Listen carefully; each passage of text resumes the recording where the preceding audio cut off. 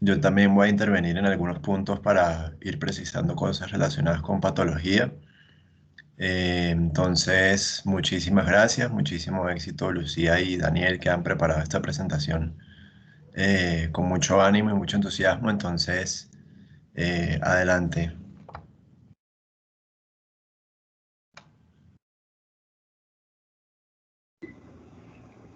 Bueno, muchas gracias Alan.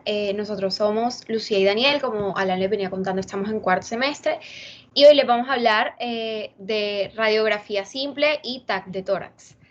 Entonces, en nuestra primera diapositiva vamos a encontrar un diagrama pues muy general que va a mostrar las estructuras anatómicas principales que vamos a poder encontrar en las imágenes radiológicas.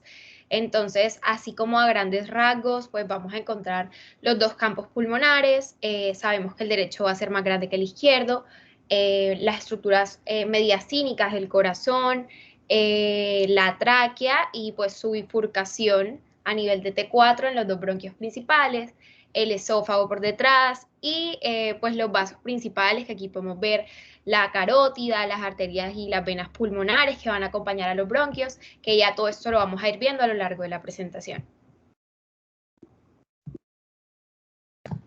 Bueno, entonces, un poco para hablarles de la anatomía y de la ramificación del árbol bronquial. Entonces, como decía Lucía, la tráquea se va a bifurcar a nivel de T4, T5.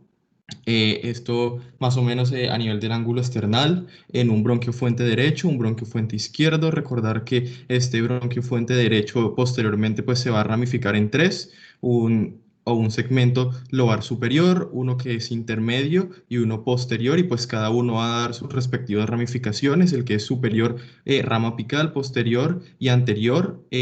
Aquí con respecto al medial, uno que va a ser lateral y otra ramificación medial, y pues el inferior va a dar uno acá atrás, que es el superior pues del inferior en este caso, uno que es el anterior basal, el medial basal, acá el posterior basal de anaranjado y este ya de café el lateral basal. Con respecto al izquierdo, pues como tenemos el corazón pues apuntando hacia esta sección, entonces nos vamos a dividir en dos ramos, uno que va a ser el inferior y otro que va a ser el superior. Este superior se va a dividir a su vez en dos ramos también, que va a ser la división superior y otra que va a ser la lingular. Esta lingular va a ser más o menos análoga a este medial del lado derecho, pero pues acá en el lado izquierdo, y pues se llama lingular porque esta porción que es inferior lingular va a dar acá la língula, que es como una porción más o menos como puntuda, por decirlo así, del pulmón, que va a estar cubriendo más o menos pues esta parte izquierda del corazón. Y pues esta superior que va a dar una pico posterior y una anterior, y el inferior va a dar las mismas ramas, una superior, una que acaba de ser posterior, una lateral, y en vez de dar medial, pues recordando que acá está el corazón, va a dar una anteromedial.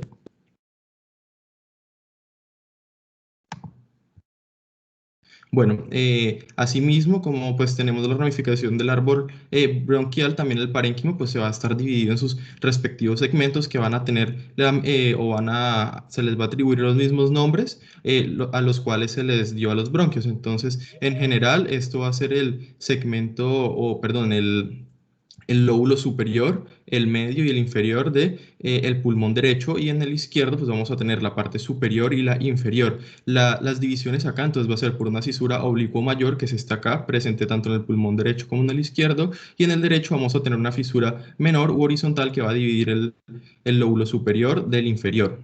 Y pues acá abajo estamos viendo como tal los cilios pulmonares, que pues de recordar anatómicamente que es como el lugar donde entran y salen todas las estructuras pues a los pulmones, y salen también pues que pueden ir al corazón.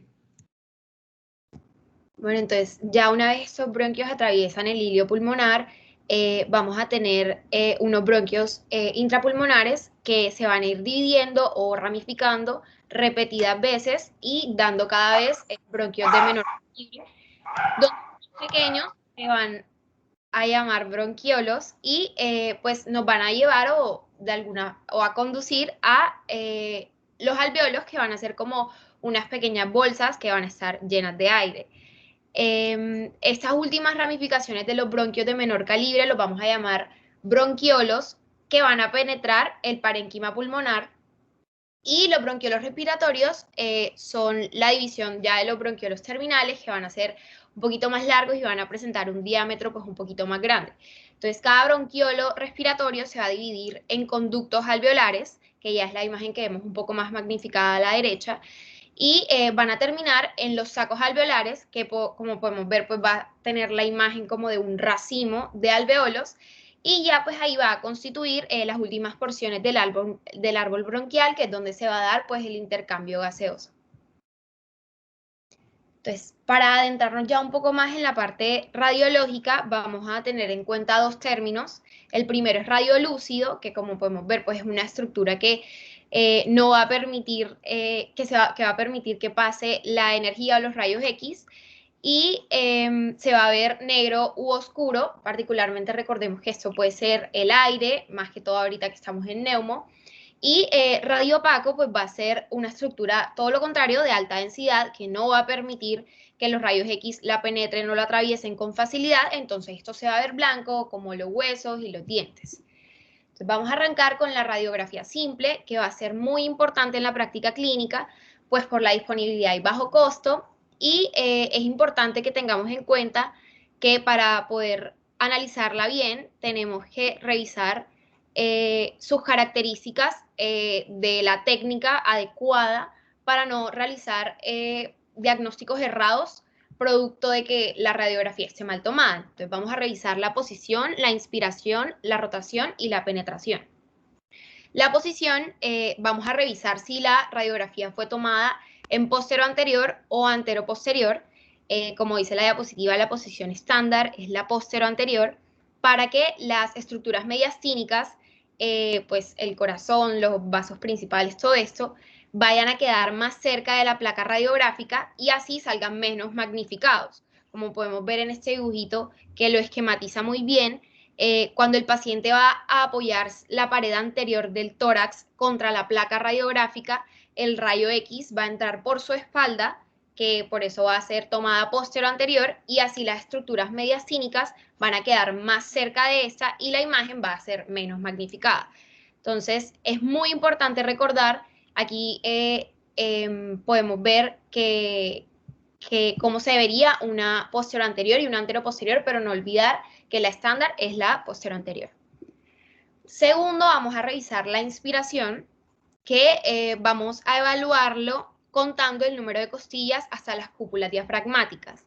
Entonces, en una inspiración adecuada, la cúpula frénica debe quedar a la altura del arco anterior de la quinta a la sexta costilla más o menos. Y cuando la inspiración no es adecuada, como podemos ver en la fotografía de la derecha, las cúpulas frénicas van a estar ascendidas y el corazón se va a ver más magnificado o de mayor tamaño, que como les digo es importante revisarlo. Aquí podríamos decir que tiene una cardiomegalia y no sería cierto, solo está mal tomada, está mal inspirada la radiografía. Y otra técnica que también podemos usar es no contar las costillas, sino contar los espacios intercostales, que si está tomada adecuadamente la radiografía deben aparecer nada más 8. También vamos a revisar la rotación. Entonces, para analizar si el paciente está rotado o no, vamos a buscar el borde medial de las clavículas y la apófisis espinosa de la vértebra que esté a ese nivel. Entonces, los bordes de las clavículas deben estar más o menos a la misma distancia de la apófisis espinosa.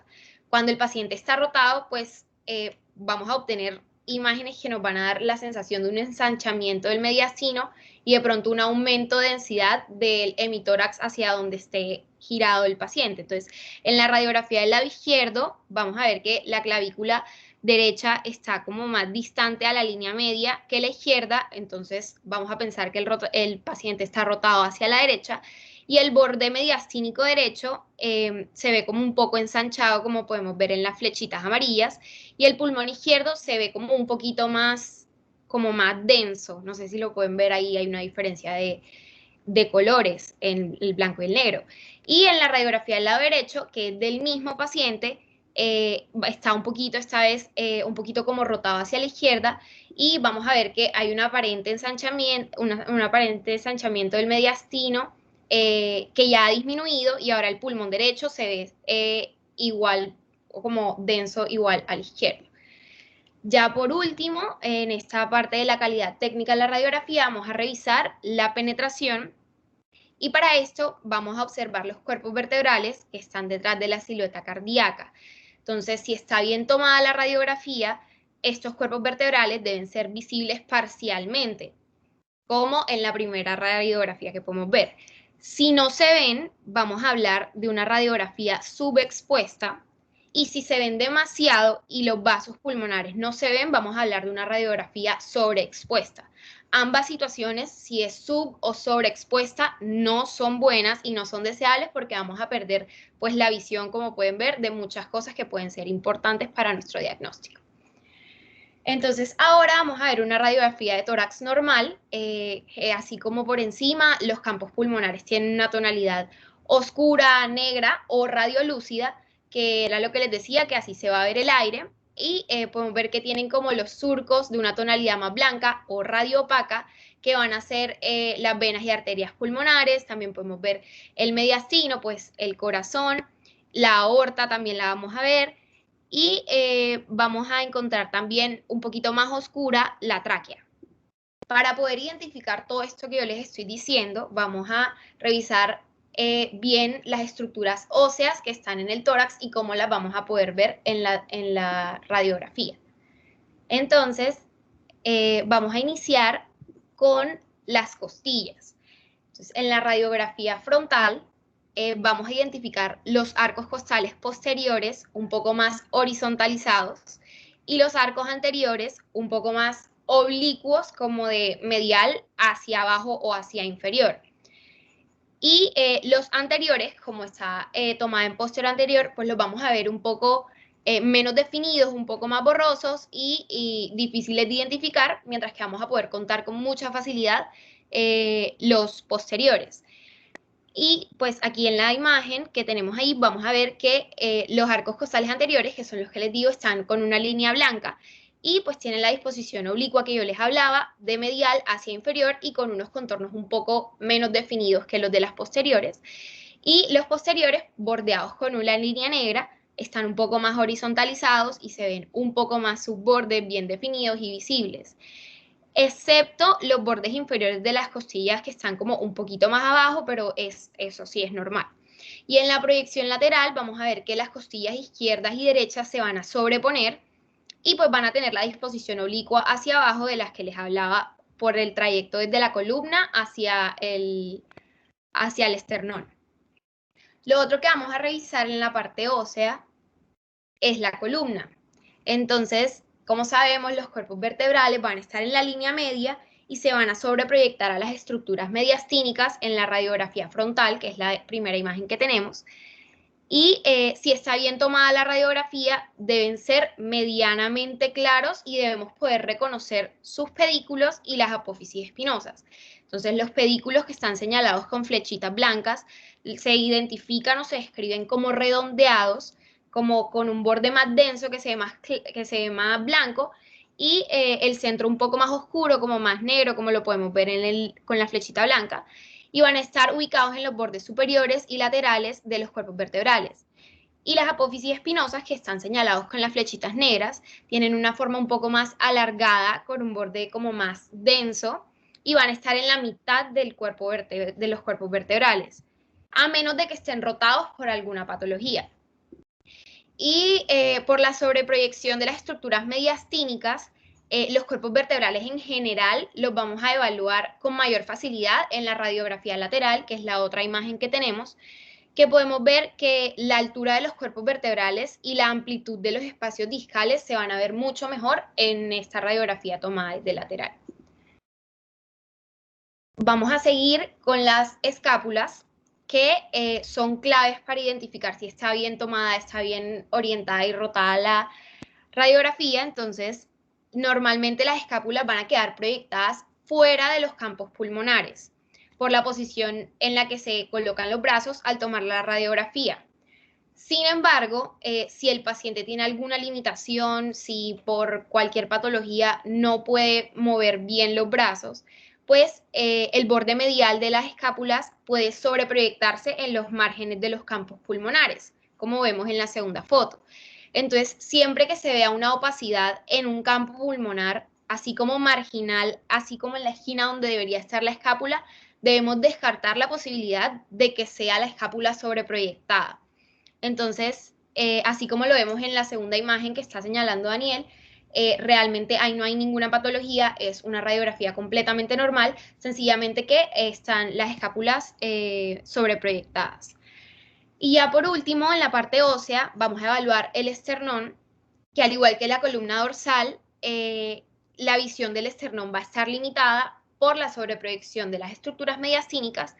Entonces, ocasionalmente vamos a poder ver el manubrio esternal y debemos tratar de que si lo vemos no vayamos a confundirlo con una masa mediastínica o algo así, pues debemos tener presente que muchas veces este contorno mediastínico superior es normal y no vayamos a pensar que pues es otra cosa patológica sin evaluar la posibilidad primero de que sea sencillamente la parte ósea.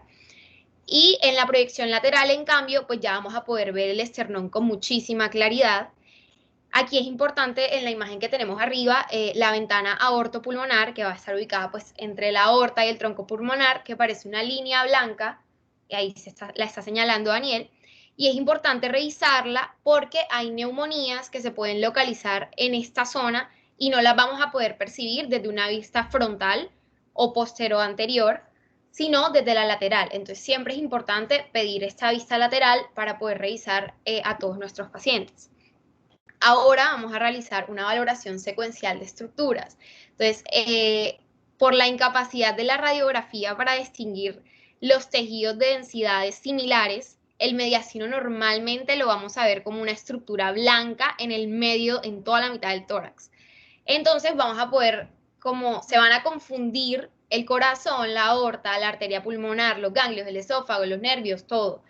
Entonces vamos a entrar a mirar algo que se llama los contornos mediastínicos, que van a ser pues, los contornos de las estructuras que van a contactar con el pulmón aireado, que eso nos va a dar como la silueta y vamos a poder definir qué es lo que está. Entonces, pues en el contorno izquierdo vamos a tener la subclavia, el borde posterior o el del callado aórtico, el tronco de la pulmonar y el ventrículo izquierdo. Y pues ya en el contorno derecho vamos a poder ver el tronco venoso brachiocefálico y la vena cava superior y la aurícula derecha. Siguiendo, vamos a ver pues los ilios pulmonares, que como Daniel les dijo, va a ser la zona donde las estructuras bronquiales y vasculares van a pasar del mediastino directamente hacia los pulmones. Entonces, importante saber que como vemos en el primer dibujo rojo, se ve muy clarito, la rama derecha de la arteria pulmonar se va a dividir dentro del mediastino, una vez pasa el mediastino, y el lado izquierdo va a emerger completamente desde el mediastino y se va a dividir dentro del pulmón. Entonces, también en el ilio pulmonar derecho vamos a reconocer una mitad inferior que va a corresponder a la arteria interlobar o a la rama descendente de la arteria pulmonar derecha, y una mitad superior que va a estar formada por la rama ascendente de la pulmonar derecha y por una rama de la vena pulmonar superior derecha. Y esta última va a formar un ángulo cuando se cruza con la arteria interlobar, que es la flecha amarilla que vemos en la imagen más chiquita abajo. Eso, muy bien. Entonces, ya un poco como para resumir lo que les decía de las siluetas mediastínicas, vamos a ver el corazón y los grandes vasos.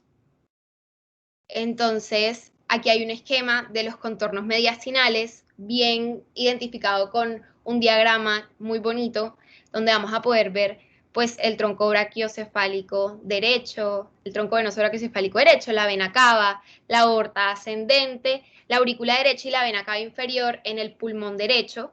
Y en el pulmón izquierdo vamos a encontrar de abajo hacia arriba el ventrículo izquierdo, la aurícula izquierda, el callado aórtico, el tronco de la arteria pulmonar, el callado aórtico y pues ya más arriba como la arteria subclavia izquierda.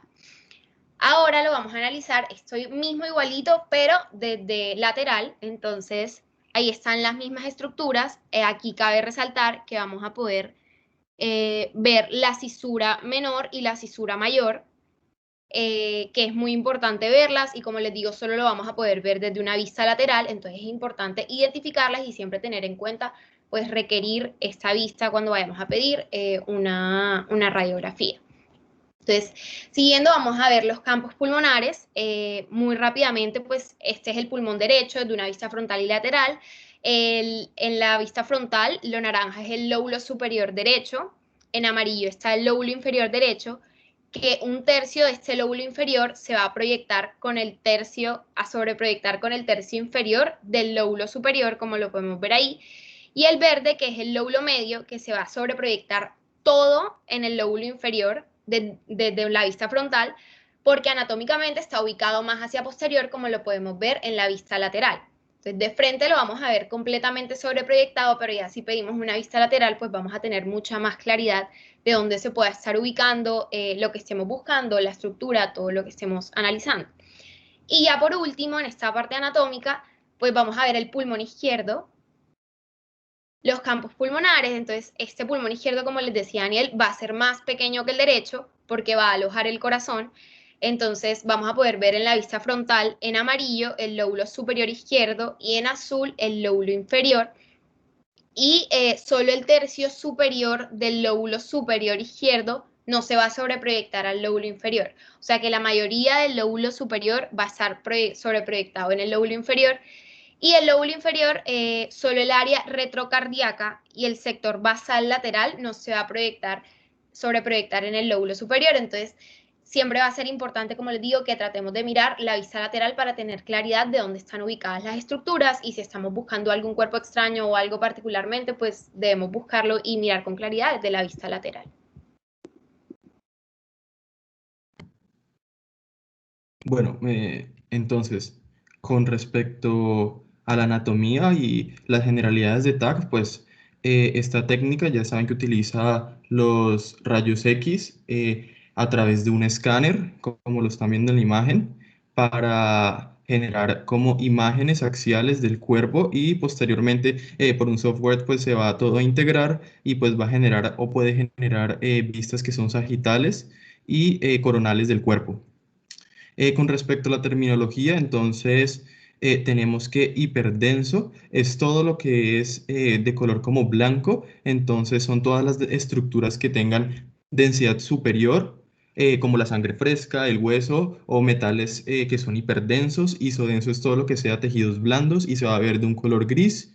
Hipodenso son todas las estructuras con densidad que sean menores del agua, como la grasa y el aire. Entonces se van a ver oscuras, pues en este caso el aire a nivel pulmonar. Entonces, pues usualmente lo que uno mira más que todo es el corte pues axial, en este caso, que es el que voy a explicar a nivel anatómico, y pues para ubicarlos es como si el corte uno estuviera mirando desde abajo al paciente, y por lo tanto pues este va a ser el lado derecho, este va a ser el lado izquierdo, anterior acá, que es acá, se alcanza a ver un pedazo del esternón, y hacia posterior pues como tal se pueden ubicar con los cuerpos vertebrales. Bueno, el primer corte que tenemos es a nivel de T3. Esto primero que estamos observando acá es el tronco brachiocefálico derecho venoso. Esto que están viendo acá es el tronco brachiocefálico arterial derecho. Este sería el tronco brachiocefálico venoso, pero en este caso el lado izquierdo, la arteria carótida común izquierda y la arteria subclavia. Importante ahí lo que están viendo es la tráquea, que como habían visto ahora es hipodenso, está de un color negro porque está lleno de aire. En este pedazo es el esófago que está dando, pues está bajando detrás de la tráquea pues, hacia el lado izquierdo. Bueno, a nivel de T4 y T5 vamos a encontrar la vena cava superior, en este caso el callado de la aorta, como lo están viendo, y en este lado, ya que esta es la otra ventana, porque a nivel del TAC hay dos ventanas. Esta que está en la derecha es la ventana mediastínica para ver todas las estructuras y tejidos blandos como están acá, y esta que es la ventana pulmonar, pues como dice su nombre, para ver el parénquima. Acá, como estamos en la ventana mediastínica, estamos viendo parte de la vena ácigos, y pues acá el esófago. Bueno, a nivel de T5, ya un poco más abajo, ya se está, a nivel pues, del ángulo external, ya se está terminando de bifurcar la tráquea, como lo pueden ver ahí, y entonces las estructuras que vamos a encontrar van a ser la vena cava superior, que están viendo acá, la aorta ascendente, pues, que está saliendo apenas del corazón. Acá que lo que estamos señalando es el tronco pulmonar sin dividirse. Acá ya es la primera división, la división izquierda que se da un poco más arriba y por eso es que se está viendo primero que la derecha. Esto que estamos señalando acá, que es otra vez la vena ácigos, la aorta pues descendente, como vemos en la imagen anterior, hace un callado y después desciende pues por la parte posterior. Y esto que les estoy señalando acá es la fisura oblicua que pues a nivel del TAC termina siendo un poco importante pues saber cómo se ven, que son estas pequeñas líneas de acá, porque pues a este nivel que estamos arriba, todo lo que sea anterior de esta línea va a ser el lóbulo superior del pulmón y todo lo que esté posterior va a ser el lóbulo inferior pulmonar y pues va a ayudar un poco a discernir en qué lugar están pues o se encuentran las patologías. A nivel de T6, acá ya tenemos entonces la bifurcación como tal de los bronquios, entonces el bronquio fuente derecho, el bronquio fuente izquierdo, otra vez las fisuras oblicuas, aorta ascendente, el tronco pues arterial pulmonar, la su ramificación derecha, ramificación izquierda, otra vez vena ácigos, acá está la aorta descendente. Bueno, después les quiero mostrar un poco más abajo, por ahí en T7, aunque pues eso varía un poco según la persona, vamos a encontrar la fisura horizontal, que como les mostraba al comienzo, pues tiene una disposición horizontal, entonces la fisura oblicua que sí se alcanza a ver como una pequeña línea, sino que esta fisura horizontal, ya saben que es solo el pulmón derecho, se va a empezar a ver así como un cambio de densidad, que es lo que les quiero mostrar acá. Entonces, este pedazo que está apareciendo acá ya es el lóbulo medio, pues, del pulmón derecho, y entonces, pues, sería como para saber cómo diferenciarlas. Y acá es un poco más abajo y miren cómo se va como expandiendo, porque ya toda esta parte viene siendo el lóbulo medio, pues, del pulmón derecho, y esta la parte superior, y pues acá les estoy señalando la fisura oblicua del pulmón izquierdo. Bueno, a nivel de T8, entonces lo que vamos a, o lo que les estoy mostrando otra vez acá es la fisura oblicua, entonces esta parte sería el lóbulo medial del derecho, el posterior, y acá pues a nivel del pulmón izquierdo, acá va a estar pues el lóbulo superior y este va a ser el inferior del pulmón izquierdo. Con respecto a las estructuras, entonces acá tenemos el origen de la vena cava superior, esto que está acá como, que está pegadito, sería como la orejuela de esa aurícula derecha. Esto es el tronco o la raíz como tal de la aorta que está saliendo en el medio del corazón. Esto es el ventrículo derecho, que es el más anterior pues, de las cavidades cardíacas, la aorta descendente. Acá tenemos entonces la aurícula izquierda, que es la más posterior, y esto que ven acá es el esófago, que está, pues a este nivel está muy pegado a la aurícula izquierda, y esa es como la importancia o relevancia clínica de pasar el eco transesofágico, pues para hacer el eco acá a nivel del corazón, porque está bien pegado a la aurícula izquierda.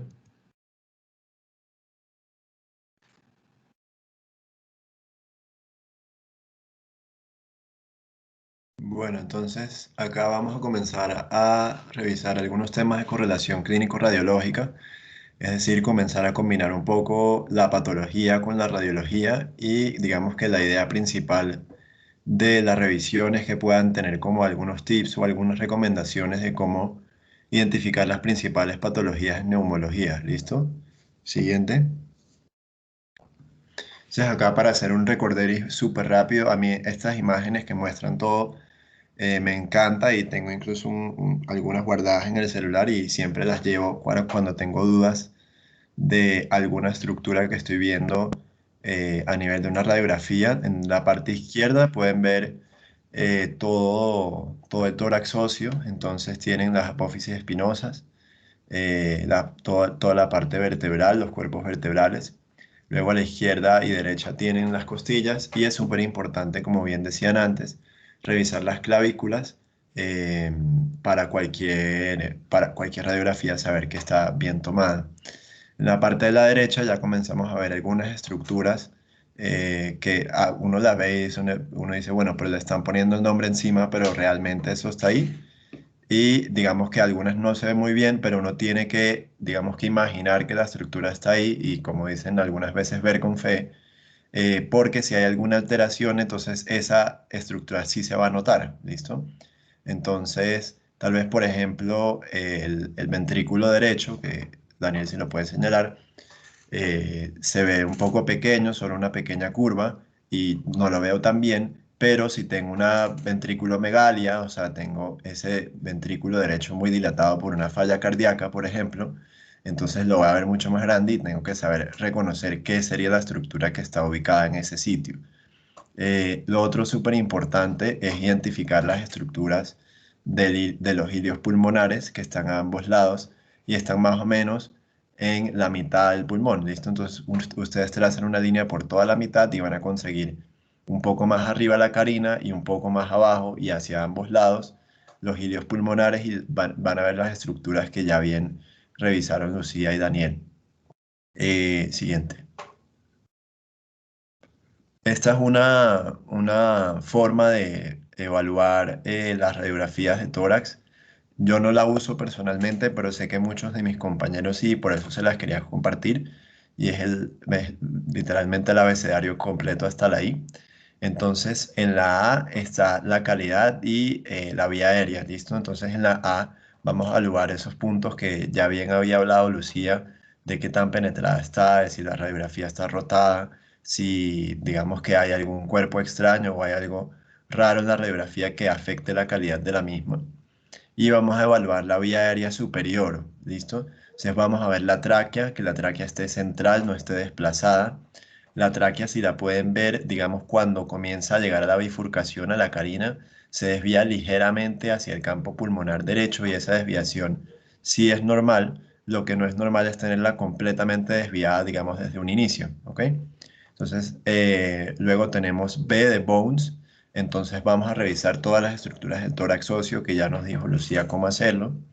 C de cardíaco, entonces revisamos el corazón, revisamos el índice cardiotorácico, ¿listo? Entonces para poder evaluar el índice cardiotorácico vamos a medir la totalidad del pulmón en su diámetro, en su longitud máxima y el diámetro del corazón, intentando coger el ápex o un poquito más arriba del ápex para poder coger el diámetro más grande que tiene el corazón desde esta vista posterior anterior. Si es en adultos, como estamos en medicina interna, si es en adultos, si es mayor de 0,5, hablamos de que hay cardiomegalia, ¿listo? Muchas veces tenemos unos índices cardiotorácicos muy limítrofes, ¿ok? Tenemos 0,5 o tenemos 0,45 o tenemos 0,6 y probablemente algo de la toma, digamos, puede haber salido un poco rotada, pero un poquito nomás y no le vamos a decir al radiólogo o al técnico que la vuelva a tomar, sino que vamos a tener en cuenta la clínica del paciente para considerar si ese paciente puede tener una cardiomegalia, por ejemplo, secundario a una falla cardíaca. Luego vamos a evaluar el diafragma y cuando evaluamos el diafragma también nos vamos a la E de efusión. Entonces vamos a ver que los ángulos costofrénicos estén libres, ¿listo? Eso es súper importante para evaluar si hay un derrame pleural. Entonces vamos a ver que esos ángulos sean puntiagudos, que vayan bien hacia abajo, ¿listo? Y lo otro que vamos a evaluar en ese sitio es ver un poquito debajo. Recuerden que a pesar de que sea una radiografía de tórax, uno puede ver algunos bosquejos de estructuras del abdomen, como por ejemplo el hígado, la burbuja gástrica, que siempre tiene que tener un poquito de aire, que es esa bolita que bien señala Daniel ahí. Y otro hallazgo importante cuando se toman radiografías de tórax es el neumoperitoneo. Entonces, si debajo del diafragma estuviéramos viendo una línea y debajo del diafragma estuviéramos viendo un montón de aire, eso no tiene sentido porque en el abdomen no debe haber aire, únicamente en el pulmón. Entonces, ahí vamos a considerar el diagnóstico de un neumoperitoneo. Posteriormente vamos a evaluar los fields, o sea, los campos pulmonares. Entonces vamos a evaluar las opacidades y digamos que ya vamos a ir para esa parte dentro de poco. Vamos a evaluar las cisuras y vamos a evaluar si, digamos que tenemos una buena proyección que nos permita observar las divisiones de los campos pulmonares. Y vamos a evaluar la presencia de cuerpos extraños, ¿listo? Entonces, si hubiera un objeto radiopaco como una moneda, por ejemplo, o algo por el estilo, pues claramente la podríamos ver.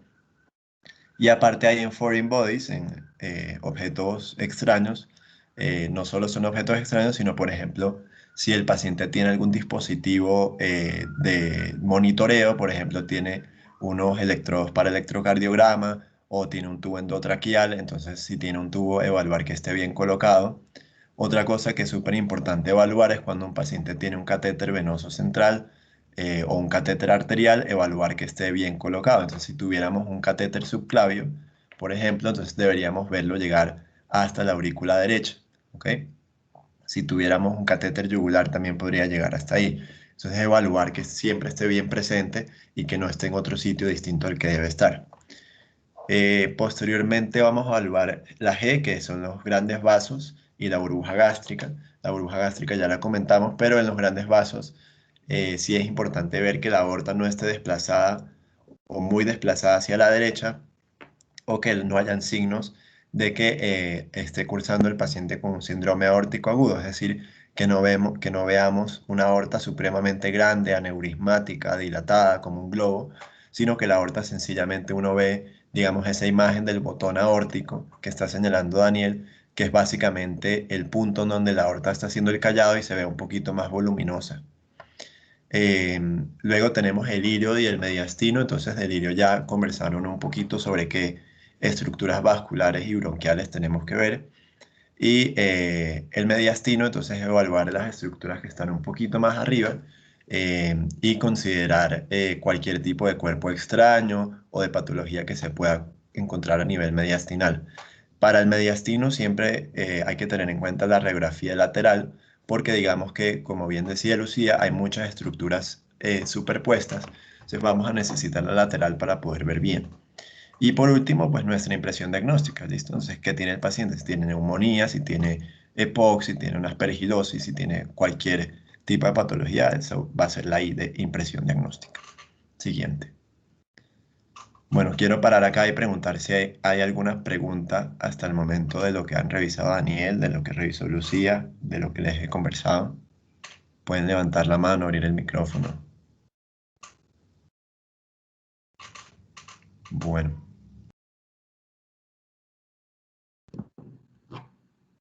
Ok, creo que no hay. Bueno, este es el típico caso de la moneda, ¿listo? Entonces quiero cualquiera de ustedes que me diga dónde ve la moneda. Cualquiera que se le mida.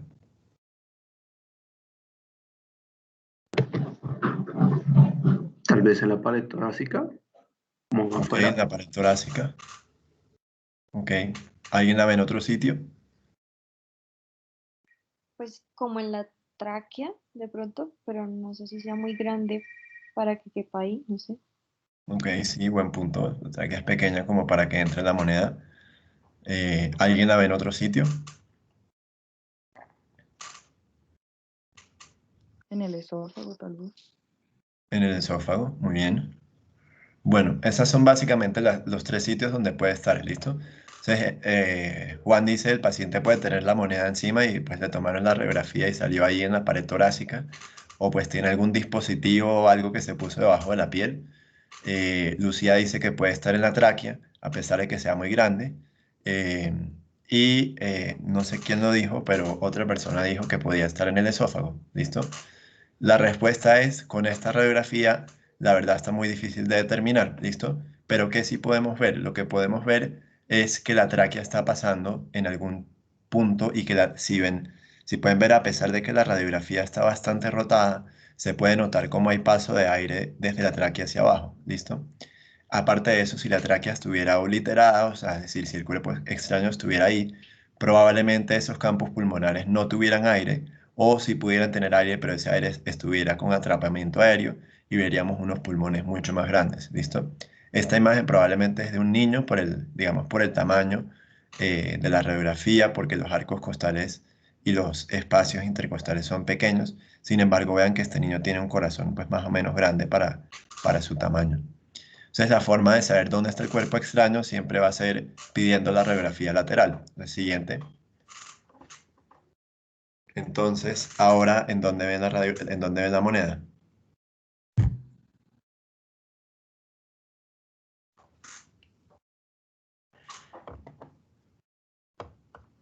¿Alguien la ve?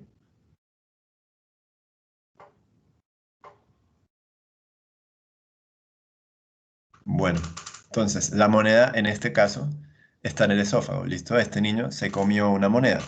Y lo que vemos anterior al esófago va a venir siendo la tráquea que está bajando y miren cómo está esa estructura columnar digamos, llena de aire, ¿ok? Entonces, atrás va a estar el esófago en el que podemos ver también algo de aire, ¿ok? Porque, digamos, se está acumulando, el niño está sobreventilando seguramente, porque a pesar de que el cuerpo extraño no esté en la tráquea, pues también pues, va a tener un efecto sistémico sobre el niño.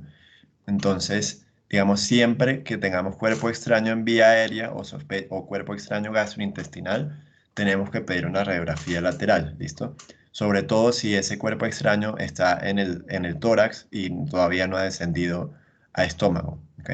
Entonces, pedir siempre la lateral y por eso ahí hablar un poquito de la importancia de siempre tener el par radiológico, que es decir, siempre tener una radiografía PA y una radiografía lateral. Siguiente.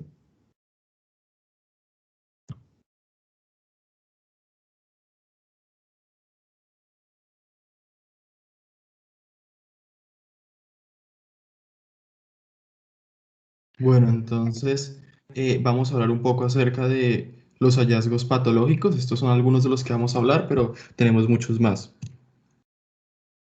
Entonces, con respecto a los tipos de opacidades, en general la definición de opacidad es un área como blanca en el parénquima pulmonar que es anormal. Entonces, esto se debe porque atenúan los rayos X, pues ya siendo un poco más técnicos y pues se va a ver un área, pues como dice su nombre, radiopaca. Y pues los tipos de opacidades son radiales, nodulares, una masa o en forma reticular.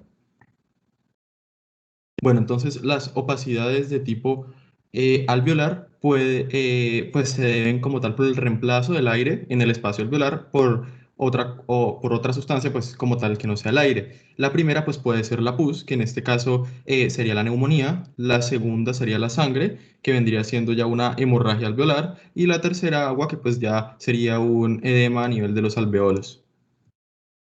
Bueno, entonces, como les decía Dani, el reemplazo de ese espacio de los alveolos por pus va a ser la neumonía. Como yo les venía diciendo, todo lo que debería estar en los campos pulmonares, pues es aire y se va a ver oscuro o negro. Y para identificar o localizar bien la consolidación que vamos a ver del exudado o del pus, pues vamos a buscar lo blanco, que sería lo anormal. Esto generalmente se va a deber a infecciones que va a inflamar los alveolos y va a causar una condensación o consolidación que puede ser pues lobar o difusa. Entonces vamos a observar la densidad, aquí lo blanco en la primera radiografía y lo podemos ver muy claramente. Como les digo, siempre va a ser blanco, como les decía Daniel, no va a permitir que pasen los rayos X porque hay una consolidación. Igual en la lateral lo podemos ver. Importante recordar la ventana aortopulmonar. Como yo les decía, cuando empezamos a ver todo esto de la técnica, siempre pues se pueden albergar neumonías en esta parte como trasera y no lo vamos a poder ver desde una vista posterior anterior. Y ya pues acá en TAC, que era lo que les explicaba Daniel, aquí igual lo vamos a poder ver. Entonces, la mayoría de las neumonías lobares pues van a ser bacterianas y se van a asociar con el neumococo, y las lobulillares pues generalmente suelen ser virales o por micoplasma, o pues pueden ser tener engrosamientos peribronquiales asociados a la densidad alveolar. Entonces, ya Alan, que tiene más experiencia en esto, nos puede hablar un poquito más de eso. No sé si quiera agregar algo más. No, ahí vas bien, perfecto. Bueno, el siguiente tipo, pues que es cuando contienen sangre, es la hemorragia alveolar. Pues, el alveolo reemplaza el aire como tal por sangre. Esta va a ser un poco más como difícil de identificar, eh, pero en sí, pues, sus principales causas como tal van a ser los trastornos autoinmunes en general, pero pues hay otras causas como lo son las infecciones, intoxicación y pues etcétera, etcétera. No sé, Alan, si quiere decir algo más. Sí, entonces ahí en la hemorragia alveolar, digamos, generalmente es un hallazgo que puede no verse en la radiografía o en el TAC incluso y tiende a ser histológico, ¿listo? Entonces en pacientes con neumonías severas que les hacen biopsia pulmonar por alguna razón, pueden conseguir hemorragia alveolar de manera microscópica, ¿listo? Cuando ya la hemorragia es muy significativa, esa opacidad puede corresponder más que a una hemorragia, digamos, pequeña, puede hablar de un infarto pulmonar, ¿listo? Que es que una zona del pulmón se está isquemizando, tal cual como ocurre un infarto agudo del miocardio o como ocurre un ACV, vamos a tener un infarto pulmonar en el que eso va a estar lleno de sangre, ¿ok? Y esa sangre, pues obviamente no permite el intercambio gaseoso y no termina esa zona ni ventilándose ni perfundiéndose y se muere. Y eso genera posteriormente unas señales que vamos a ver como en algunas diapositivas más adelante. Entonces, inicialmente mi punto es, la hemorragia alveolar tiende a ser un diagnóstico histológico, histopatológico. Sin embargo, cuando ya es muy significativa, la podemos comenzar a ver en la radiografía y sobre todo en los tags de alta resolución. Siguiente.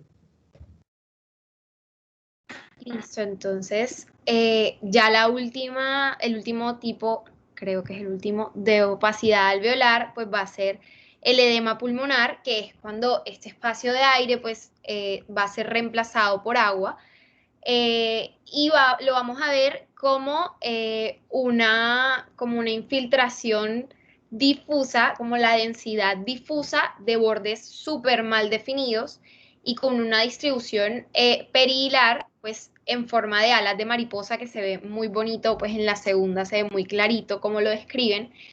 Pues importante tener en cuenta que este diagnóstico es clínico y radiológico, entonces los pacientes generalmente van a presentar disnea, tos, hipoxemia y en la radiografía vamos a poder ver como una ocupación alveolar bilateral.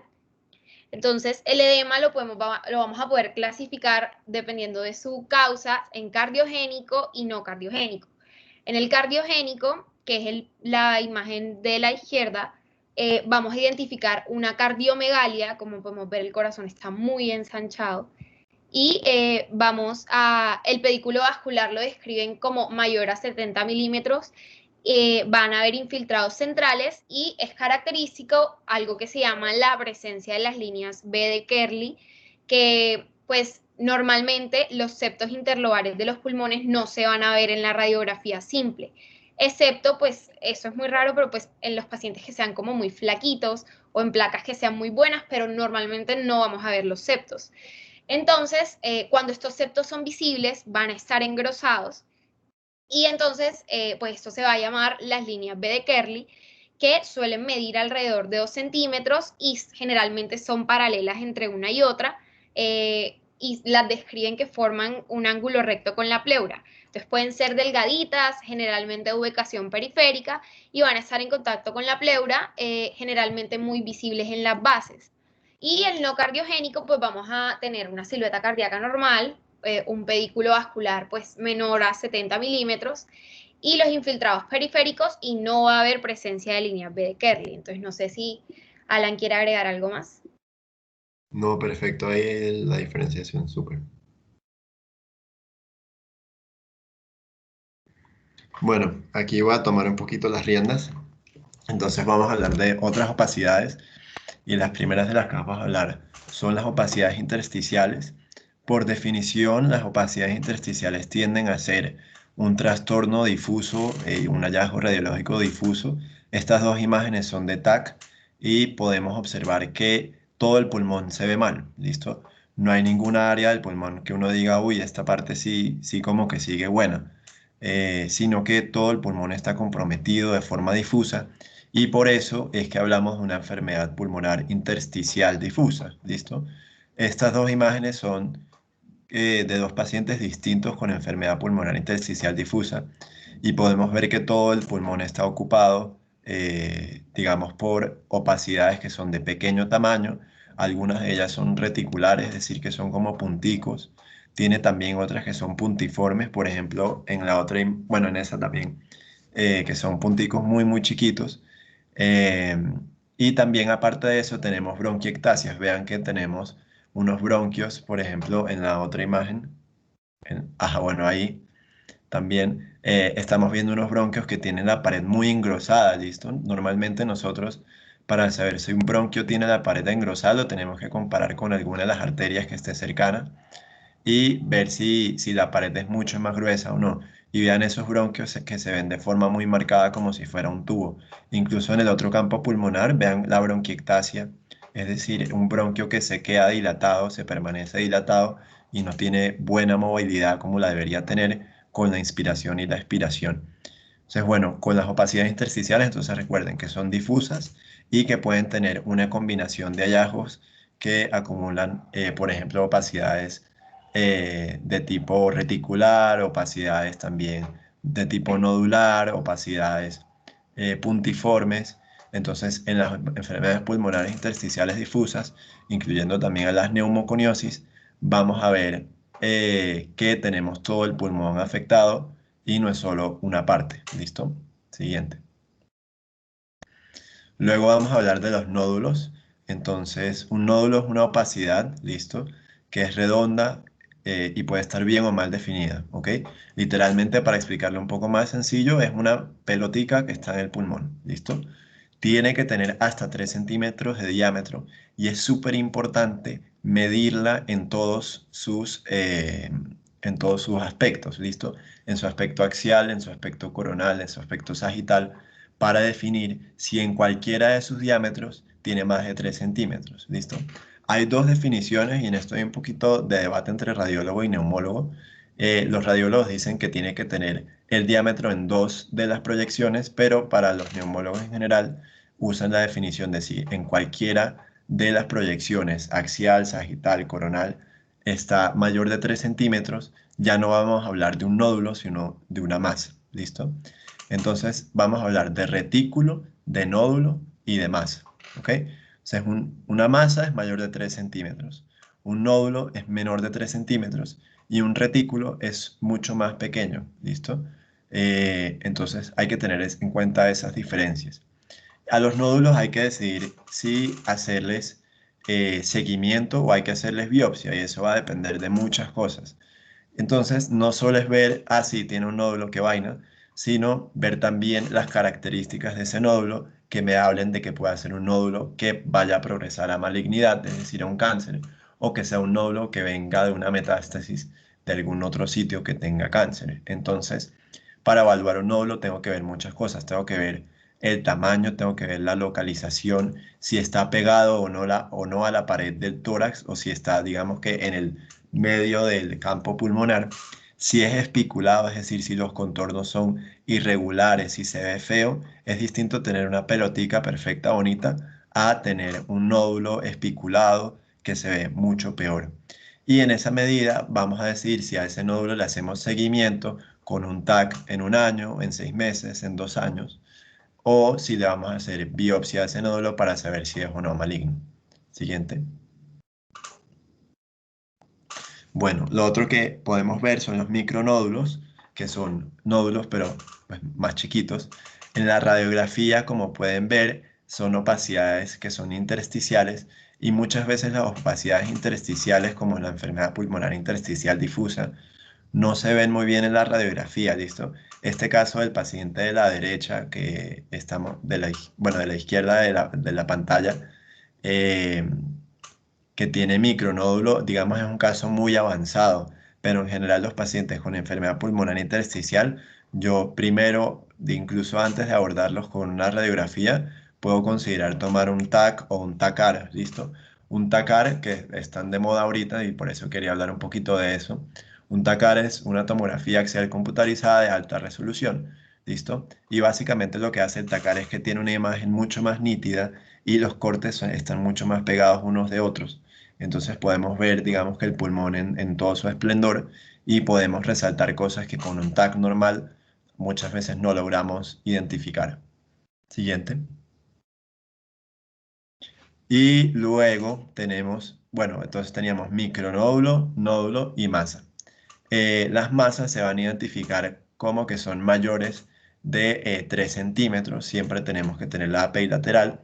En este caso la masa, no sé si la logran ver ahí en el pulmón derecho, ¿ok? Está periliar.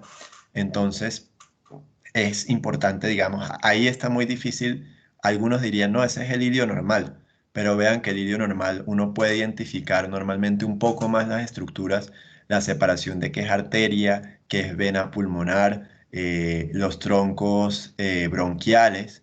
En este caso estamos viendo que esto hay un pegote, entonces hay que sospechar una masa y pues obviamente teniendo en cuenta la clínica del paciente o de la paciente, si viene con pérdida de peso significativa, sudoración nocturna y otros síntomas como fiebre, entonces también pues podemos considerar la presencia de una masa que digamos que en la lateral no se ve muy bien porque ahí sí se sobrepone como con muchas estructuras, incluso la escápula está ahí como molestando un poco.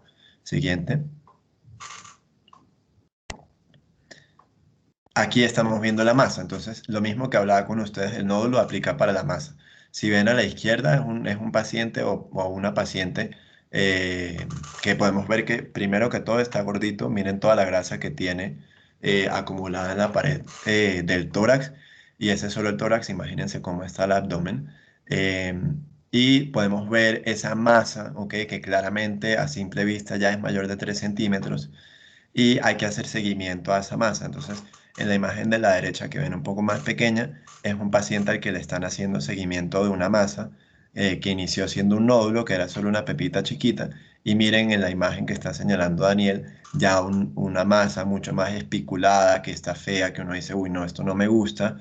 Porque digamos, si una masa que está espiculada quiere decir que tiene un crecimiento muy rápido y que está comenzando a invadir el parénquima pulmonar adyacente y por tanto pues podemos sospechar un adenocarcinoma de pulmón, un cáncer de células pequeñas, entonces digamos que hay que abordar al paciente de manera rápida y muy probablemente este paciente sí es candidato a biopsia, ¿ok? Sin embargo vean que sería una biopsia muy difícil, entonces cuando tengan alguna rotación, ojalá de cirugía de tórax para los que les guste neumo, les recomiendo van a ver que para poder entrar al pulmón toca hacer una toracoscopia o una videotoracoscopia, que es que básicamente hacen una incisión, desinflan un poco el pulmón, literalmente, eh, y entran con una cámara para ver si pueden ese nódulo o esa masa examinarlo, pero vean que hay muchas estructuras óseas en el medio y sería una masa de difícil acceso.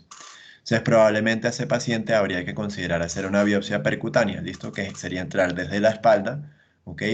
Interescapular, con mucho cuidado de no lesionar ninguna estructura nerviosa o vascular, y entrar y biopsiar esa masa a ver si es adenocarcinoma, si es de células pequeñas, si es una metástasis de hígado o algún otro sitio, o de ovario, incluso puede llegar a pulmón. Entonces, hay que considerar la presencia y cuándo una masa se debe o no biopsiar. Lo ideal es que estos pacientes tengan un seguimiento por neumología en algún momento o por cirugía de tórax o por un equipo interdisciplinario. ¿Listo? Siguiente. Luego tenemos una opacidad que es supremamente importante, de la que siempre vamos a hablar y que siempre es un poco confusa de entender, que es la opacidad en vidrios merilados. ¿Listo?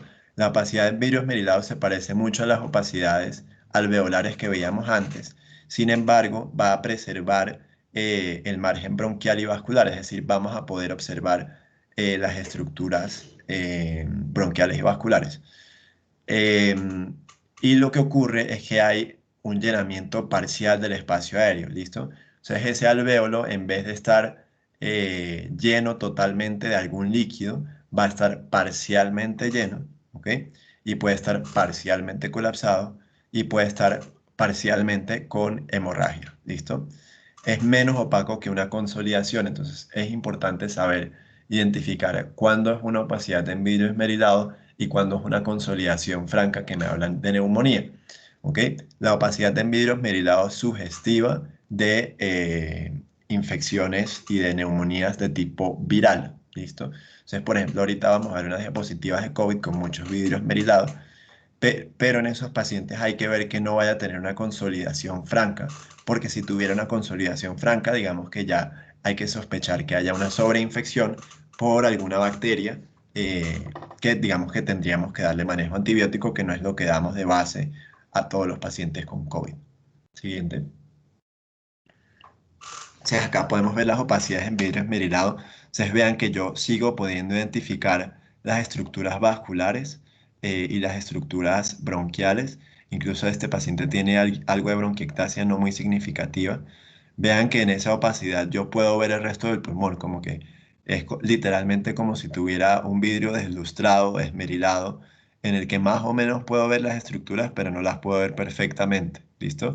Como si tuviera una pantalla por enfrente semitransparente que no me deja ver perfectamente bien, pero algo me deja ver, ¿listo? Eso quiere decir que queda todavía algo de pulmón funcional, pero no es totalmente funcional desde el punto de vista respiratorio y del intercambio gaseoso. Siguiente. Bueno, luego tenemos la consolidación, que la consolidación va a ser mucho más franca y se va a diferenciar de lo que estábamos viendo con el vidrio esmerilado.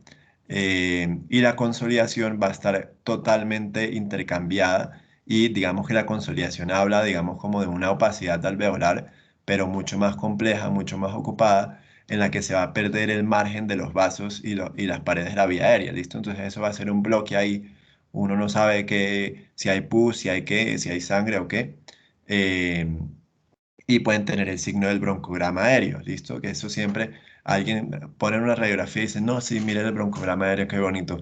Y uno no le está viendo pues prácticamente nada. Y el broncograma aéreo habla básicamente de que al interior de la consolidación sigo pudiendo observar el bronquio y el bronquio de manera clara, ¿listo?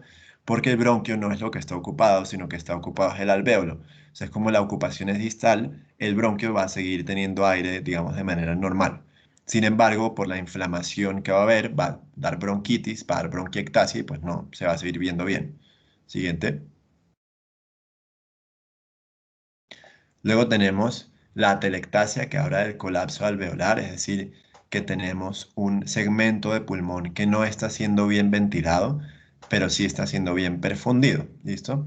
Y va a haber una reducción importante del volumen con aumento de la densidad y de la opacidad, y eso va a hacer que se comiencen a desplazar estructuras. La atelectasia es supremamente importante, sobre todo en pacientes postquirúrgicos. Entonces, todo paciente en postoperatorio de cirugía abdominal o que por cualquier razón haya estado intubado, hay que considerar que por la sedación, por la presencia del tubo, por la ventilación mecánica, pueda posteriormente generar una atelectasia. Entonces, todo paciente postquirúrgico que ustedes estén viendo en piso de cirugía o algo por el estilo, que comience con algo de dificultad respiratoria, que tenga requerimientos de oxígeno, considerar siempre la presencia de una atelectasia, que puede ser una complicación, digamos, de las más frecuentes en el paciente en el postquirúrgico. Siguiente. En esta, quería mostrarles una causa de una atelectasia muy significativa. Ustedes vean como todo el pulmón izquierdo está ocupado, ni siquiera podemos ver bien el corazón. Y lo que le ocurrió a este paciente que está intubado, Daniel, si puedes señalar el tubo, porfa. No sé si lo ves tú. Perfecto. Ustedes vean que el tubo está muy abajo, ¿ok? El tubo está mucho incluso después de la carina. Entonces solo se está ventilando un pulmón y el otro tiene una telectasia que es iatrogénica, que es que básicamente dejamos desde el bronquio fuente principal, dejamos ese pulmón sin ventilar y entonces claramente ese pulmón pues se va a colapsar, no se va a ver bien y digamos se va a comenzar a llenar de líquido posteriormente. Entonces, siempre intuben bien a sus pacientes, coloquen un tubo apropiado para el paciente, fíjenlo a una distancia que tenga sentido, ¿listo? Y ausculten a su paciente, ¿listo? A los pacientes que intubamos por clínica, uno ya sabe si el tubo puede o no estar selectivo, que es que se dice selectivo cuando está únicamente en un campo pulmonar. Entonces, ausculten a sus pacientes para ver si tienen el tubo en el sitio incorrecto y no lo tienen más arriba para que pueda ventilar a ambos campos pulmonares, sino que lo tienen selectivo hacia un lado. Siguiente. Estas son otras imágenes de atelectasia, entonces vean otra imagen sugestiva de atelectasia es ese corazón despelucado que ven hacia el lado derecho. Entonces vean que ese pulmón no está ventilando bien, se está comenzando a ocupar, entonces ahí pues también comenzar a considerar ese tipo de cosas. Siguiente. Luego vamos a hablar de enfisema. Entonces, en el enfisema hay atrapamiento de aire, ¿listo? Y el enfisema es característico de una enfermedad. ¿Quién me puede decir cuál enfermedad característicamente tiene enfisema? El POC. Excelente, Juan.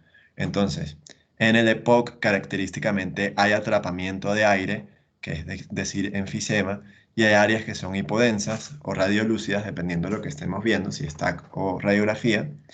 Y son básicamente áreas en las que está llenándose ese alvéolo de aire, se está acumulando mucho, mucho aire y comienzan a romperse las paredes de los alvéolos y eso hace que ese alvéolo deje de funcionar pues porque se está pegando con otro y está perdiendo la capacidad de esos neumocitos tipo 1, neumocitos tipo 2 y las células para el intercambio gaseoso dejan de funcionar bien.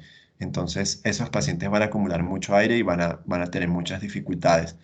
Por eso es que los pacientes con EPOC saturan poquito, ¿listo? Saturan 80 y algo, más o menos, saturan menos de 90 y puede ser, digamos, que un hallazgo normal o esperable en esos pacientes, porque esos alvéolos no están funcionando, sino que están llenos de aire, pero no hacen intercambio gaseoso porque las células se comienzan a morir. Siguiente. Ah, no, mentiras. Devuélvete a la anterior, a la de enfisema. Entonces, vean también en la radiografía que está a su mano derecha, vean cómo ese pulmón está llenísimo de aire, ¿listo? Le vemos mucho más de 8 espacios intercostales y si un pulmón grande, ¿listo? Seguramente ese paciente clínicamente pues tiene un tórax en tonel, tiene esos campos pulmonares pues con algunos agregados, probablemente fue un paciente que fumó o que se expuso a humo de leña o alguna otra cosa que lo tiene mal en este momento y por eso tiene esas imágenes en el TAC y en la radiografía. Siguiente. Luego tenemos la bronquiectasia, que es un bronquio o un bronquiolo que se queda dilatado de manera persistente y puede hablar una bronquiectasia de muchas cosas, ¿listo? Puede ser una bronquiectasia secundaria, una infección, entonces hay una, digamos que una inflamación peribronquial que genera que ese bronquio pierda el músculo liso o pierda la funcionalidad del músculo liso y de sus fibras elásticas y colagenosas, y eso hace que el bronquio se quede abierto, ¿ok? Eso no es bueno, ¿listo? Uno diría, bueno, si está abierto, pues ¿cuál es el problema? Pues, llega aire, pero realmente el problema es que esos pacientes comienzan a atrapar aire dentro del bronquio y comienza a haber dificultad en el intercambio gaseoso, y no solo en el intercambio gaseoso, sino en las concentraciones de oxígeno, ozono, nitrógeno y de otros gases dentro del pulmón. Entonces va a ser importante como evaluar de manera muy juiciosa a los pacientes con bronquiectasia, pues porque pueden tener alguna otra cosa. Lo otro que puede ocurrir es que haya una atelectasia con bronquiectasia o que haya una obstrucción bronquial, ¿listo? O sea, si tenemos un cuerpo extraño, no le dimos chance al aire de salir de los bronquios o de salir incluso de los alvéolos y el paciente intenta sacar ese aire, pero el cuerpo extraño no lo permite, ¿ok? Entonces ahí también podemos tener bronquiectasia, digamos, por persistencia del aire y por un manejo de una presión intrapulmonar, de una presión paramétrica que se va a convertir mayor en el interior del pulmón que en el exterior del paciente. Siguiente. Luego tenemos las cavitaciones que van a ser súper importantes, por ejemplo, en el paciente con tuberculosis. Y básicamente una cavitación es un espacio que está lleno de aire y en su alrededor hay una consolidación, hay una masa, un nódulo. ¿Listo? Súper importante en tuberculosis. Digamos, lo que ocurre en la tuberculosis es literalmente que el bacilo se comienza a comer el pulmón y cómo se lo come, pues se llena de aire, pero no es aire funcional, aire alveolar, sino que es aire que está atrapado, digamos, en una burbuja gruesa, eh, llena de consolidación, de pus, de material necrótico. Entonces, digamos que hay que estar muy pendientes de estos pacientes porque, por ejemplo, esas cavitaciones se pueden reventar y generar un neumotórax en el paciente. Entonces, hay que considerar a veces esas cavitaciones y manejarlas e intentar quitar el contenido de la cavitación para drenarlo o si las paredes son muy gruesas y se puede dejar al paciente tranquilo porque hay baja probabilidad de que se vaya a reventar esa cavitación. Siguiente. Luego tenemos el neumotórax. Vamos a comenzar a hablar de algunas patologías a nivel pleural. Se recuerden que el neumotórax no es como tal una enfermedad del pulmón, sino que es una entidad que se da, por ejemplo, secundaria al trauma. Entonces, este paciente tiene un neumotórax izquierdo significativo. Vean cómo ese pulmón está colapsado, arrecuchichado hacia la mitad y vean cómo hay un espacio significativo hacia afuera que es totalmente negro, ¿listo? Esa es el área del neumotórax. Hay que tener algunas consideraciones ahí y es si el neumotórax es mayor o menor del 30%, ¿listo? Entonces lo que vamos a hacer ahí es que vamos a hacer 3 líneas, ¿listo?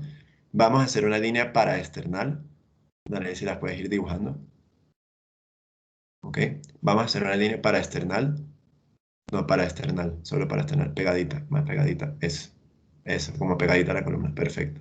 Paraesternal. Vamos a usar la línea medio clavicular. Eso, más o menos por ahí, muy bien. Y digamos, vamos a usar el final de la pared pulmonar, ¿listo? Algunos dicen la línea axilar anterior, pero realmente lo que uno toma es como esa línea que hay al final de las costillas. Exacto, perfecto, ahí. Y esa va a ser nuestra división en tres partes, en 3 tercios. Entonces vamos a evaluar si ese neumotórax es mayor o menor del 30% y en esa medida vamos a ofrecerle un manejo al paciente, ¿listo? Algunos neumotórax se pueden manejar con oxígeno a alto flujo, con un Venturi, por ejemplo, y otros pacientes sí van a requerir de la colocación de un tubo de tórax para poder drenar todo ese aire que está ahí, sacarlo y que el pulmón se reexpanda. ¿Listo? Siguiente. Eso da para otra charla de trauma de tórax. El neumotórax más importante, que se da también secundario a trauma o de forma espontánea, es neumotórax a tensión. Ustedes vean que en este pulmón sí, ni siquiera se ve, o sea, uno ni siquiera sabe dónde está el pulmón derecho ahí, sino que todo está lleno de aire, todo ese espacio pleural está lleno de aire y lo que está haciendo es que como está a tensión, está desplazando la silueta cardiomediastínica hacia el otro lado, hacia la izquierda. Entonces, como hay compresión, va a comenzar a haber signos de taponamiento cardíaco, ¿listo? Pero este paciente tiene un taponamiento cardíaco que no es secundario a una enfermedad del pericardio, sino que es secundario al desplazamiento de las estructuras del cardiomediastino hacia la izquierda en este caso, ¿listo? Lo otro que vamos a observar en este paciente, lamentablemente no se ve bien, es la tráquea desplazada hacia el sitio contralateral, ¿listo? Entonces, a este paciente sí va a requerir inicialmente una descompresión con una aguja de gran calibre y posteriormente la colocación de un tubo de tórax. Siguiente. El derrame pleural, entonces acá les quería mostrar el signo del menisco, entonces vean que hay como una curvita ahí en la que está llena de líquido. Hay que evaluar si eso es un transudado, un exudado. Vamos a tener una charla más adelante de derrame pleural, pero es importante siempre por eso evaluar que los ángulos costofrénicos, como bien les decía antes, estén libres. Siguiente. La siguiente es de un empiema, entonces vean que ese menisco esta vez no está, digamos, curveado hacia arriba, sino que tenemos algo que parece una masa, ¿ok? Localizado en el pulmón derecho. Sin embargo, esa masa, digamos que no sabemos bien qué es y por eso a ese paciente decidimos tomarle un TAC. Y vemos en el TAC que realmente esa densidad no es de masa, ¿ok? Sino que es de alguna sustancia, ¿ok? Que tiene densidad de tejidos blandos más o menos, un poquito más grisácea tal vez, y que también tiene algunos quistes en su interior, ¿ok? Entonces probablemente el caso de este paciente fue una infección pleural significativa, secundaria a trauma o secundaria a una neumonía muy significativa. Vean que este paciente también tiene otros hallazgos, como que tiene unos ganglios eh, paracardíacos importantes, ¿ok? Vean esa en la otra, en el otro lado. En la radiografía, ahí, al otro lado, perfecto, abajito, esos bolitas que están ahí son ganglios que están aumentados de tamaño. Entonces, muy probablemente este paciente tiene un empiema, es decir, tiene pus en el espacio pleural y tiene una infección sistémica tan significativa que ya comienza a tener ganglios, ¿listo? Los ganglios de esta zona a veces se pueden ver y puede ser un hallazgo normal en pacientes con infecciones virales, al igual que le sentimos ganglios submaxilares, ese tipo de cosas. También le podemos ver ganglios a ese nivel, pero en este paciente, pues claramente el responsable es ese empiema tan severo que tiene en el pulmón derecho. Vean que el pulmón izquierdo tampoco es muy bonito, ¿ok? Digamos, casi muy cerca al ángulo costofrénico también se ve algo de opacidad alveolar. Vean también que ese corazón, algunos lo llaman el signo del corazón despelucado. Entonces, cuando tenemos un corazón despelucado, probablemente haya algo en las estructuras vasculares o bronquiales o incluso en los alvéolos pericardíacos que esté afectado y que esté generando, digamos, algunas alteraciones a ese nivel. Siguiente. Este es un caso de un paciente con asbestosis, listo, exposición a asbesto por muchos años, trabajaba en una fábrica de tejas de asbesto y vean cómo ese pulmón pues, está afectado de manera difusa, unas opacidades intersticiales muy, muy severas, un corazón que no se ve bien, una tráquea que se ve incluso ligeramente desplazada, como que no, es un pulmón muy, muy picho. Siguiente. Y en ese paciente no le hicieron buen control, se devolvió al campo, no le pararon bolas, la EPS no le autorizó las cosas y hizo después una enfermedad pleural significativa y de alta severidad, altísima mortalidad, que es el mesotelioma pleural, ¿listo? Los cánceres de pleura son supremamente poco frecuentes e incluso en el paciente con exposición a asbesto va a ser más frecuente un cáncer de pulmón que un cáncer de pleura, que es un mesotelioma, pero vean cómo esa pleura está severamente engrosada, tiene masa, eso se pega a la pared torácica y digamos que probablemente este paciente no sea candidato a cirugía a menos de que le quieran extraer toda la pleura y el pulmón de ese lado. Siguiente. Luego mostrarles dos hallazgos, digamos, chéveres, que son el angiotac. Entonces, recuerden que es diferente pedir un TAC a un TACAR a un angiotac. Un angiotac me va a ver muy bien los vasos, pero no me va a ver tan bien en los campos pulmonares. Entonces, siempre, ¿cuál es mi sospecha diagnóstica y qué examen estoy pidiendo? Si mi sospecha diagnóstica es un tromboembolismo pulmonar, le hago un Wells, le hago todo lo demás y considero que le tengo que tomar un angiotac. Entonces vean cómo en la flechita está señalado un defecto en el llenamiento. ¿Listo? Vean que hay una zona muy, muy blanca y vean que hay una zona gris ahí y ese es el trombo que está alojado en ese sitio. Entonces, eh, importante como qué examen voy a pedir para qué patología. Siguiente. Siguiente, esta pasémosla. Algunos hallazgos en COVID-19, entonces vean las placas. Esta enfermedad sin duda ha cambiado nuestra vida pues, el último año que ha pasado, incluso más tiempo, y va a seguir afectando y hay que conocerla muy bien. Y vean todas las radiografías y todos los hallazgos radiológicos que pueden haber. Hay desde opacidades alveolares hasta pacientes con el pulmón, por ejemplo en la E, totalmente ocupado, seguramente con un síndrome de dificultad respiratoria supremamente severo, desoxigenado, desaturado. Entonces, digamos que vamos a tener una charla específica para COVID la semana que viene. Entonces, ahí hablamos un poquito más de esos hallazgos. Siguiente.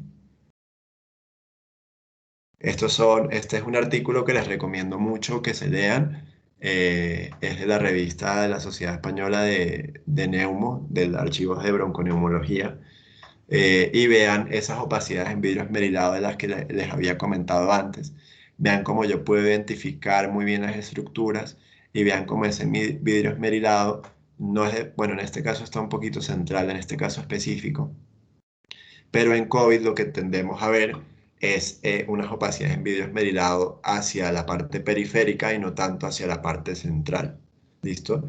Este paciente adicionalmente probablemente tiene una cardiomegalia, habría que tomar una radiografía o ver si este paciente está haciendo falla cardíaca secundaria a hipertensión pulmonar como posible complicación de su COVID, de su enfermedad.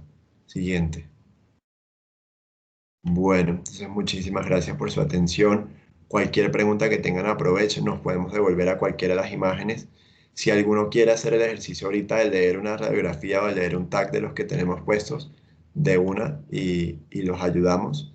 Y muchísimas gracias también a Lucía y Daniel que se fajaron, hicieron un gran trabajo, excelente presentación. Entonces vamos a ir a las preguntas, comenzando por Lucía, Lucía Vargas. Hola, buenas noches. Bueno, primero, gracias por esta exposición tan buena que dieron. No me quedaron claras dos cosas. La primera es la diferencia, pues, imaginológica entre una masa y una consolidación. Pues porque ambos se ven Se ven muy parecidos, la verdad. No, no sé si es porque una es intersticial y la otra es alveolar, pero si la puedes explicar mejor, te agradezco. Listo. Dani, si puedes subir a la diapositiva de masa, por favor.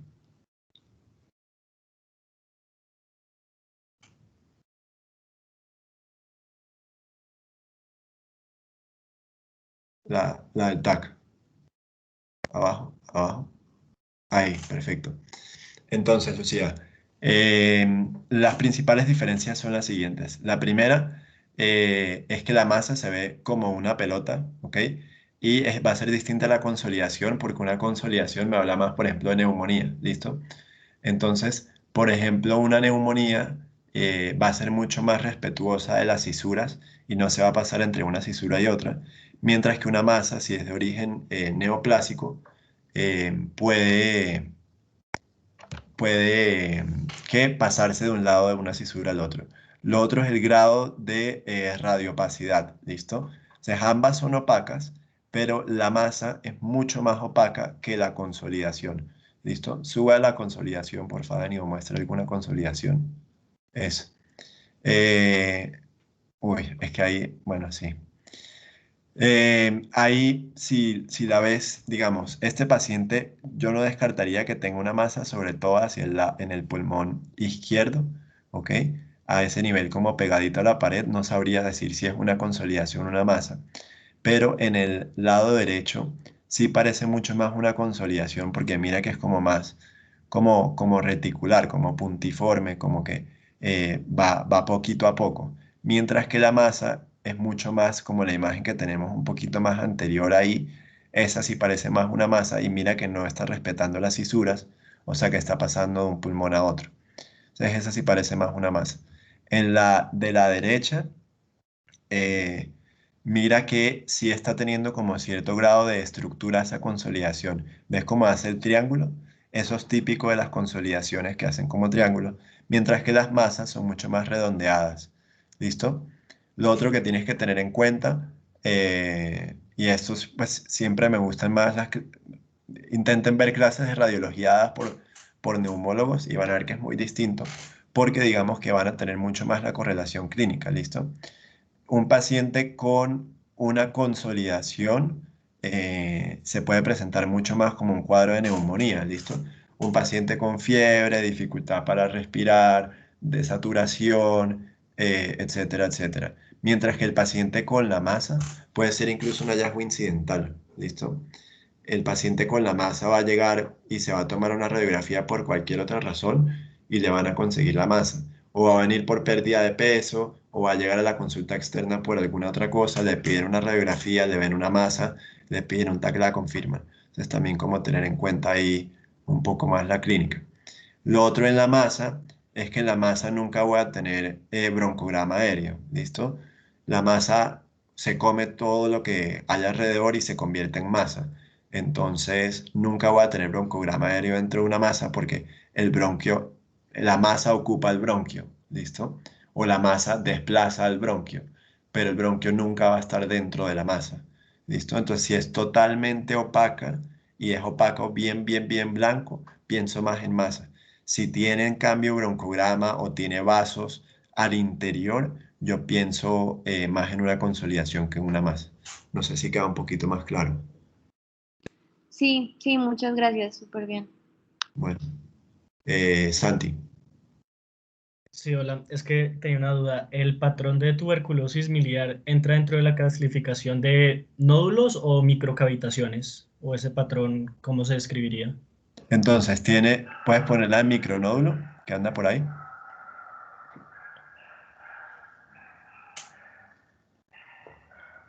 Más arriba, creo. Por ahí creo que está. Arriba, ahí, esa. Pon esa. Entonces, Santi, ¿qué es la tuberculosis miliar?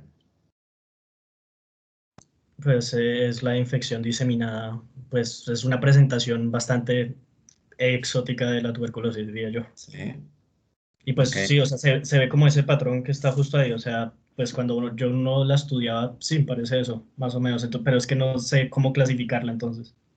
Listo.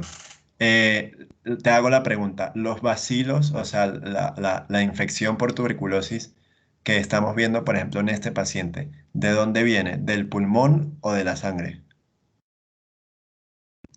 En la sangre. Perfecto. Entonces, probablemente fue una infección que inicialmente la etiología inicial entró por el pulmón, pasó a la sangre y de la sangre se está diseminando de nuevo hacia el pulmón. ¿Listo? Por eso el patrón es mucho más difuso y lo que vamos a conseguir son unas opacidades intersticiales micronodulares. ¿Listo? Ese es el patrón de la tuberculosis miliar. Eh, ¿Por qué? Porque básicamente voy a tener en todos los vasos sanguíneos del pulmón bacilos que están llegando. Recordemos que va a ser una enfermedad, en ese caso, multivacilar, y lo que voy a conseguir es que esos bacilos entran y generan reacción granulomatosa a nivel de cada uno de los alvéolos en donde llegan a pegarse a la pared de los vasos, ¿listo? Entonces, entran como por intercambio, digamos, desde los vasos hacia el pulmón, hacen granulomita chiquito y hacen micronódulo, ¿listo? Pero es poco probable que una enfermedad que se haya diseminado de forma miliar, o sea, digamos, uno de esos micronódulos no se va a volver en el típico tuberculosis, típico paciente tuberculoso que veíamos con la cavitación gigante. Esa cavitación seguramente es de origen pulmonar y no de origen miliar, ¿ok? La enfermedad miliar es mucho más difusa.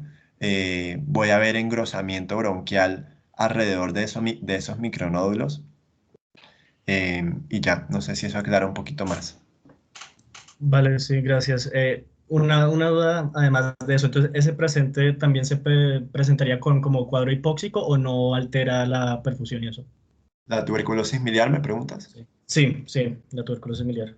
Depende del paciente. Hay pacientes que tienen tuberculosis pulmonar y tuberculosis miliar a la vez, porque como te decía, gran parte de las veces ese bacilo entró fue por el pulmón, por la vía respiratoria, y se diseminó después de forma hematógena.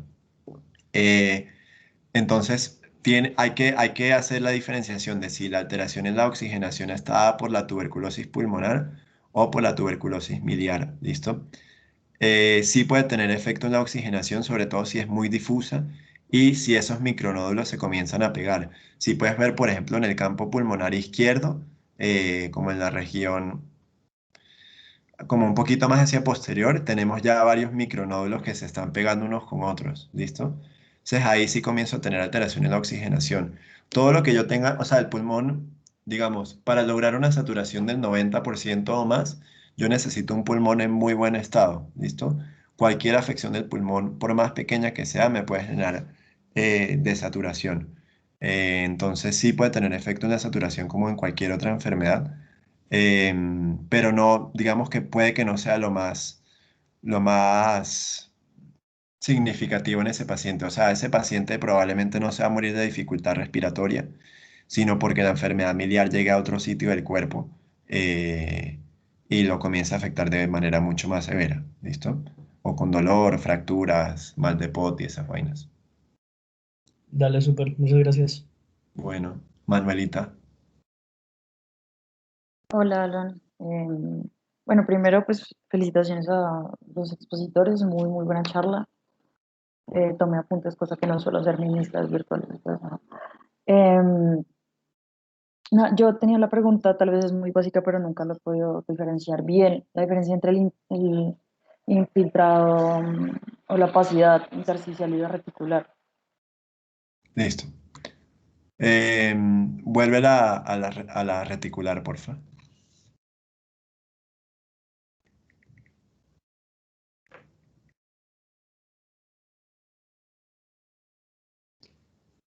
Listo. Entonces, la reticular es mucho más de líneas pequeñas. ¿Listo?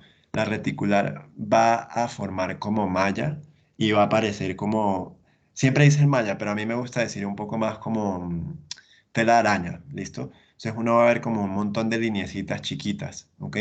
Esas lineecitas chiquitas me hablan en general de que hay fibroblastos que están llegando a ese nivel y están como juntándose unos con otros de forma que van formando unas líneas pequeñas, ¿ok? Eso es distinto a la opacidad intersticial, ¿listo? Pero lo que ocurre es que tanto la opacidad intersticial como la opacidad de tipo reticular son características de la enfermedad pulmonar intersticial, ¿listo?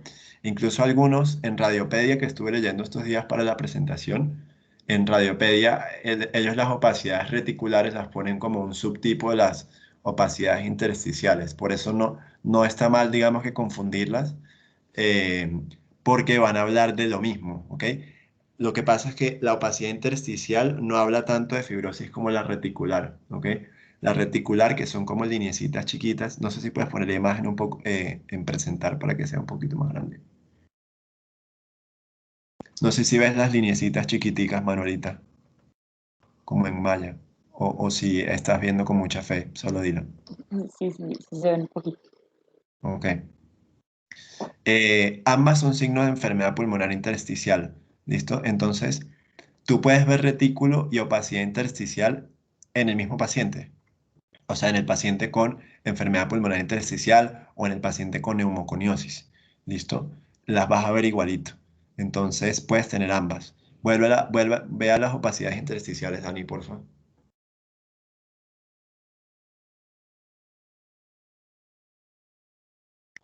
¿Se recuerda la imagen, Manuelita? Ah, es que creo que no tenemos radiografía de opacidad intersticial. Eh, Busca una rapidito. Puedes buscar ahí una rapidito. Como en Google, opacidad intersticial. Acá ya tengo una, ¿no lo están viendo? ¿No? ¿Cambio la presentación? Estamos viendo, es que ambas son de TAC, pero es para ver si tienes una radiografía. Ah, ok, listo.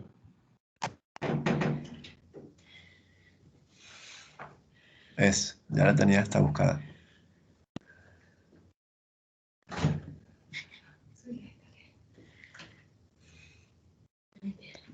Ok, abre la primera, yo creo que está bonita. Bueno, no se ve mucho. La opacidad intersticial no es tan lineal, ¿listo? Esa no, esta es más como vidrio esmerilado la que estamos viendo. Chan, chan, chan. La que dice tutorial sobre la RX, esa.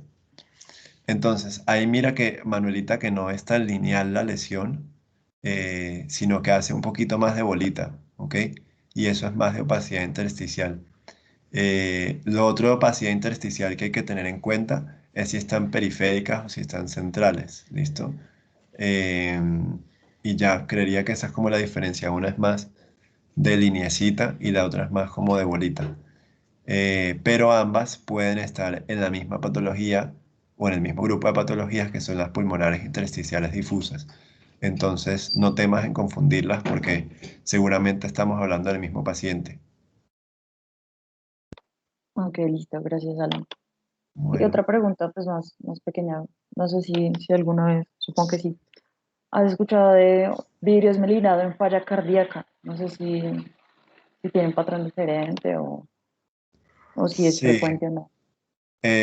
no es muy frecuente, lo más frecuente que vemos en pacientes con falla cardíaca, sobre todo con falla derecha, eh, va a ser edema pulmonar eh, o esos pacientes, digamos, la falla cardíaca es un factor de riesgo para neumonía por correlación epidemiológica.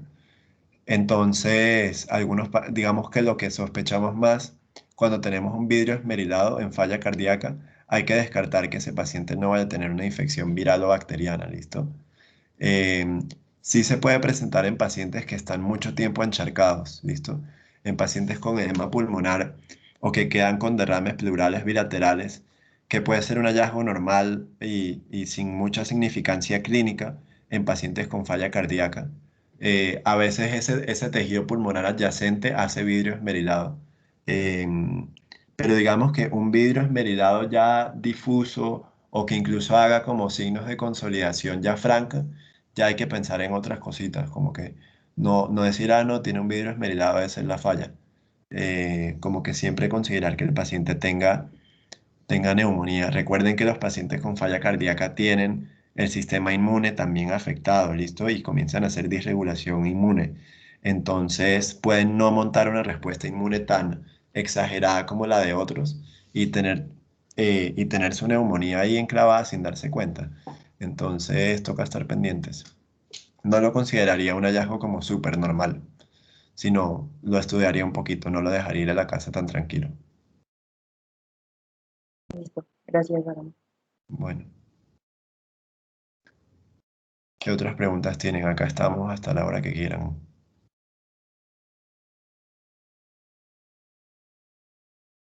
Bueno, no siendo más, Daniel, Lucía, no sé si quieran dar un mensaje final.